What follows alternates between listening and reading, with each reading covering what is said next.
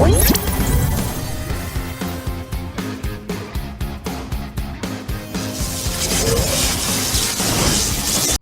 there, gamer guys and gals. We've got a special one today, and it's Pocky and Rocky Reshrined. And this is sort of a remake, but not quite. It's a little more than that. It's from Tato and Natsumi Inc., and it's $29.99. And I know that might seem a little high, but it's well worth it. This is really quality. Uh, I enjoyed this one a ton. It's got a really cool story, but you have to read like little comic strips. Like I said, it's not really a remake. A couple of the levels are based off the 16-bit SNES game, but then it has its own story as well.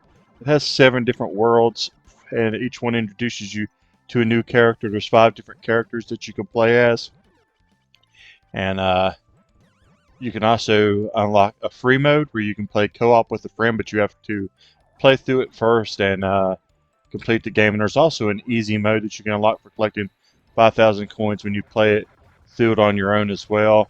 It's very difficult. It does have checkpoints throughout the levels. It usually follows bosses like this, and they're really cool bosses that are going to give you a tough time. You're going to have to figure out, just how to beat them. You have a dash to avoid things, but you also have a throwable attack. Also, a very, very important, like a melee attack, and that one will reflect enemies' attacks towards you.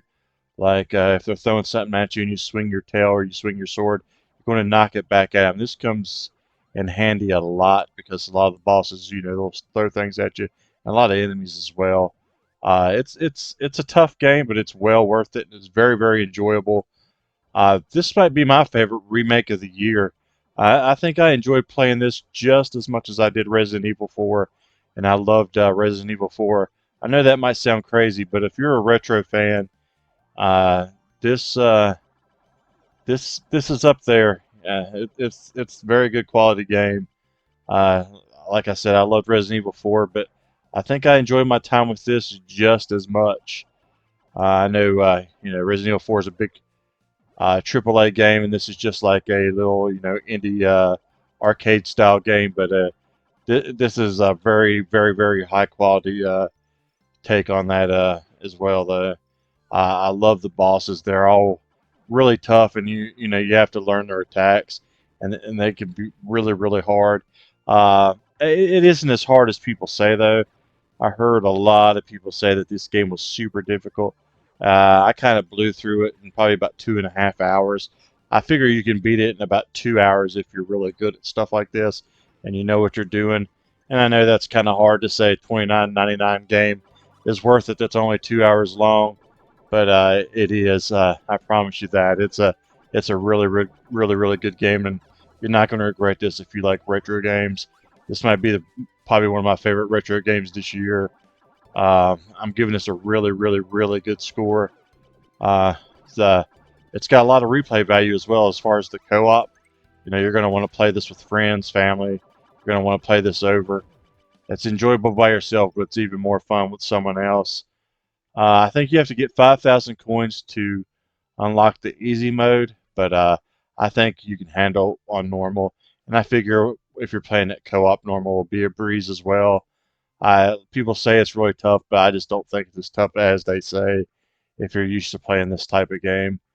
Um, Definitely check it out. Definitely let me know if you enjoyed it as much as I do.